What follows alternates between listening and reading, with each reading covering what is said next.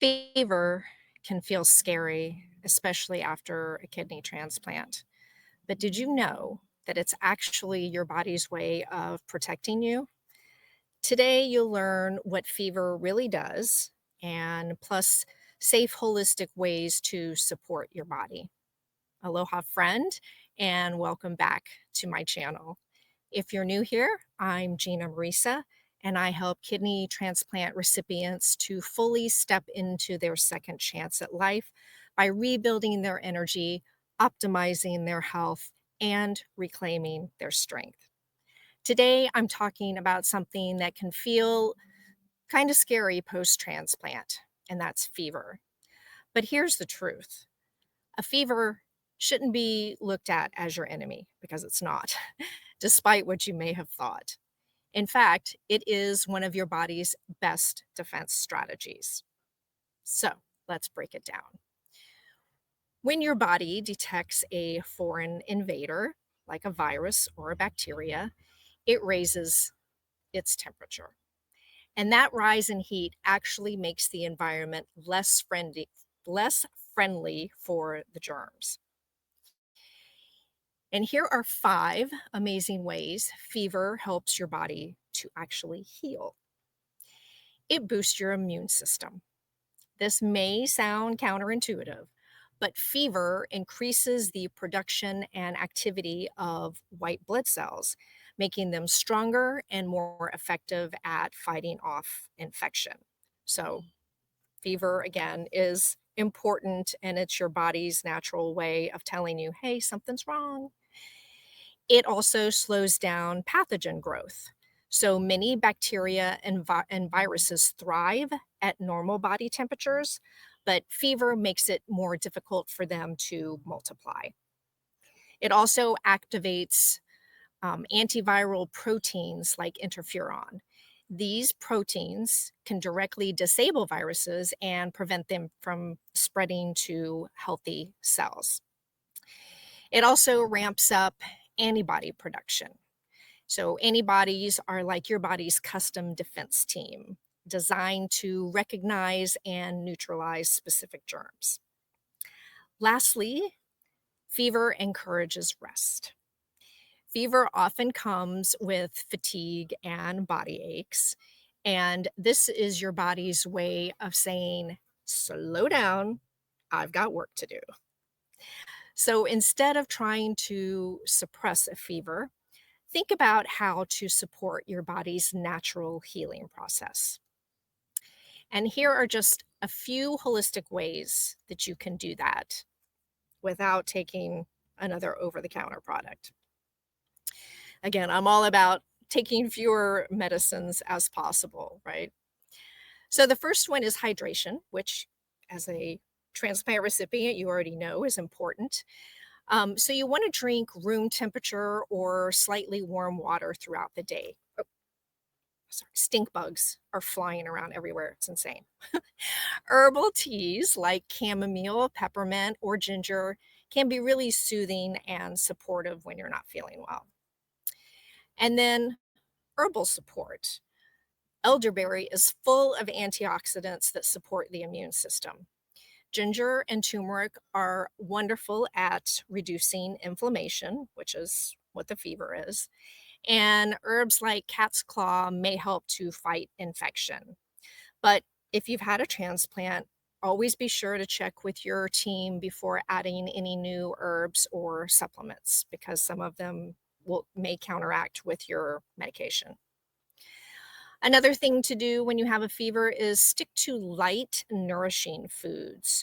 So, this is the time to bring in soups, fruits, and veggies and avoid heavy processed meals or too much sugar. A lighter diet makes it easier for your body to heal. And generally, when you have a fever, you really don't feel like eating much anyway. So, that should be a little easier to do. And then some comfort measures such as a warm bath, which can help to regulate your body temperature and promote sweating, right? So you want to sweat out the fever, which is why ginger, like ginger tea, is a great herb to add, either in your soups or as a tea. It helps to bring out and promote that sweat.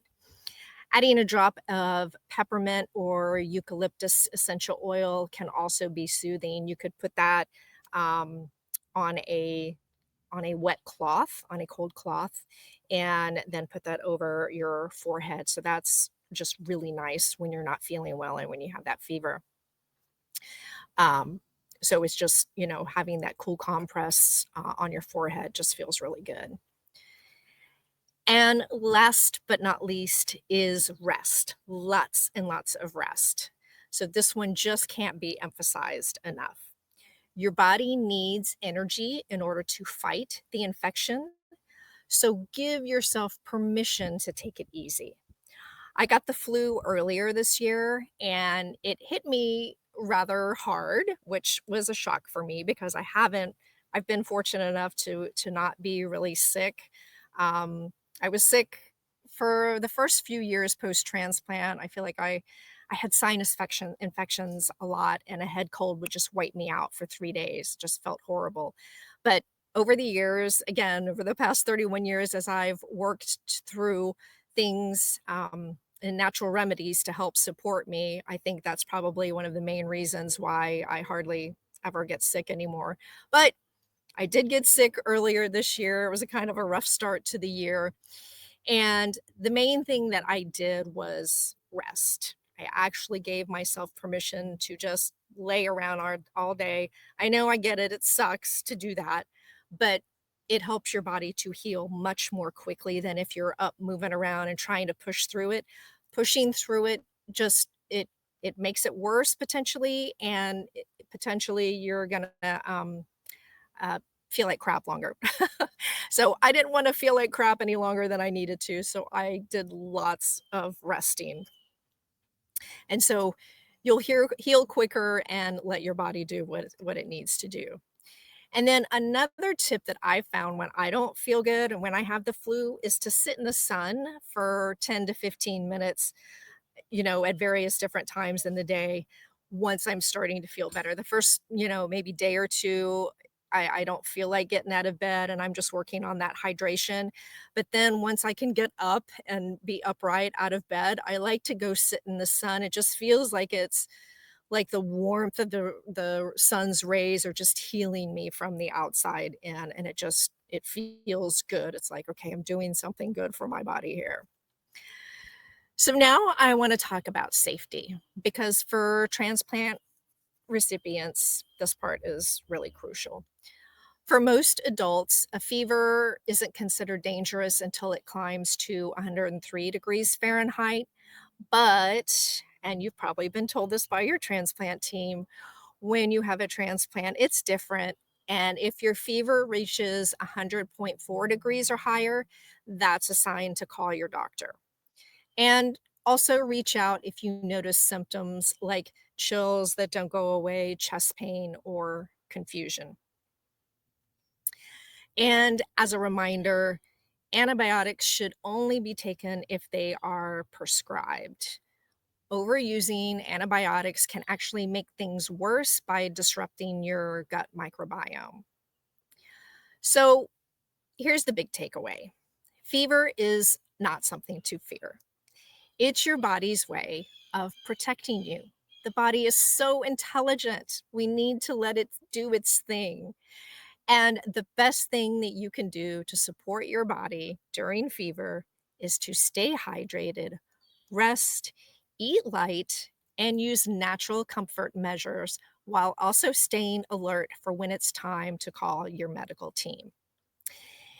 So, thanks so much for spending this time with me today. I felt that this was an important topic given the current environment that we're in. And if you found this helpful, I would appreciate a like and a share. And be sure to subscribe for more holistic transplant wellness tips. New videos come out every week.